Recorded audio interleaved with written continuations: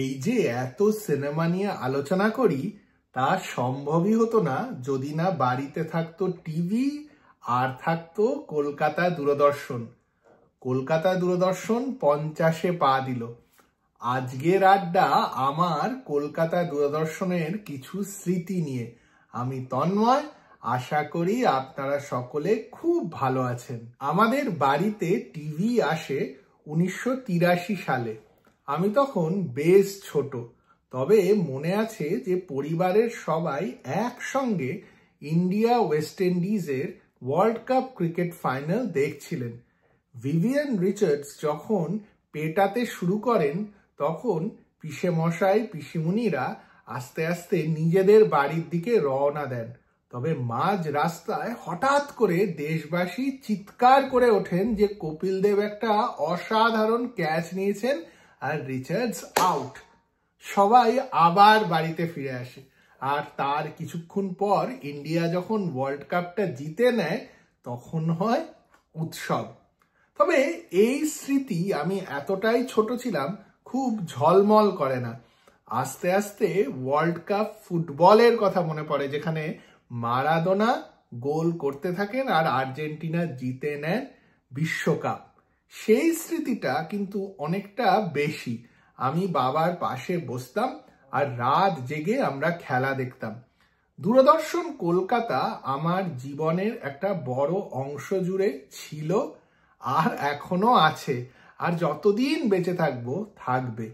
সবচেয়ে প্রিয় ছিল কিন্তু শনি রোববার সিনেমা দেখা, স্পেশালি যখন বাংলা সিনেমা দেখানো হতো। মা, বাবা আর আমি বসে বাংলা সিনেমা দেখতাম, আর সেই সিনেমাগুলোর কথাই আজকে এই চ্যানেলে আড্ডা মারি। সত্যি বলুন তো, এই উত্তম কুমার আর সৌমিত্র চট্টোপাধ্যায়ের ছবিগুলো আমার তো দেখার সুযোগ ছিল না। টিভি না থাকলে কখন জানতাম যে ইউটিউব আসবে আর একদিন দেখব? আর যদি টিভি না থাকতো ইউটিউবে খুঁজে খুঁজে দেখতাম কিনা তার কোনো ঠিক নেই। টিভিতেই আমরা এই অসাধারণ সব ছবিগুলো বারবার দেখেছি।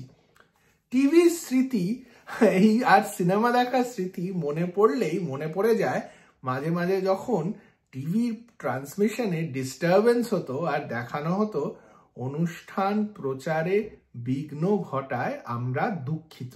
আবার মাঝে মাঝে কিন্তু আমাদের বাড়িরই অ্যান্টেনার জন্য টিভিতে ডিস্টারবেন্স হতো।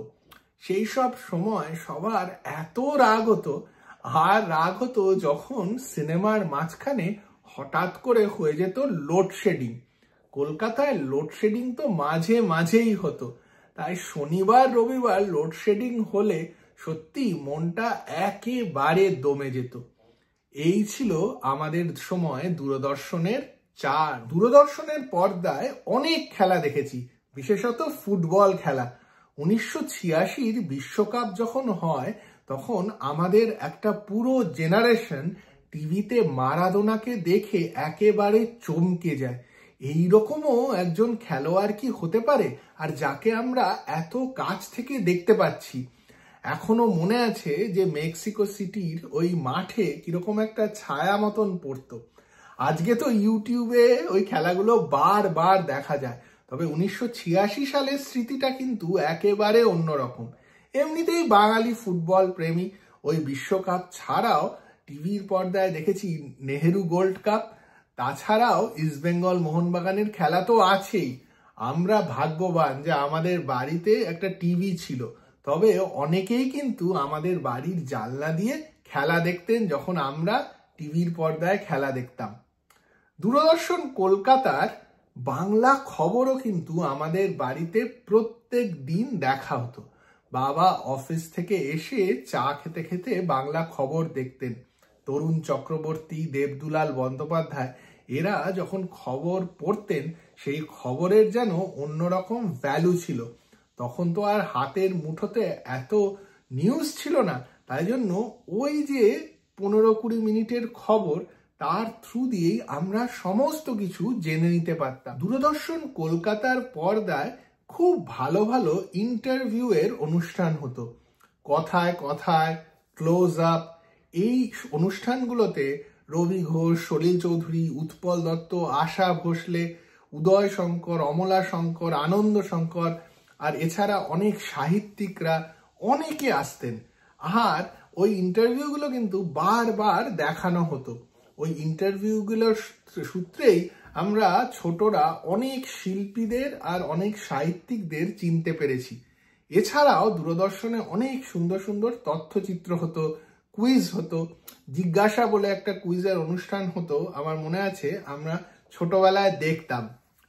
দূরদর্শনে দারুণ দারুণ গানের অনুষ্ঠান হতো, নববর্ষের বৈঠক, প্রত্যেক বছর পয়লা বৈশাখে সুন্দর একটা গানের অনুষ্ঠান হতো।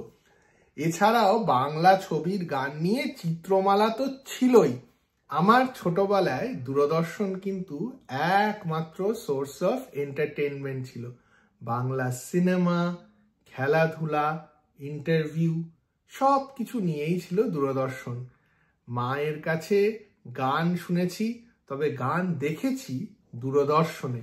সত্যি আজকে যখন দেখা যায় যে দূরদর্শন 50 বছরে পা দিল, তখন মনে হয় আমাদের জীবনের এত বড় একটা অংশ, আর তার বয়স খালি 50।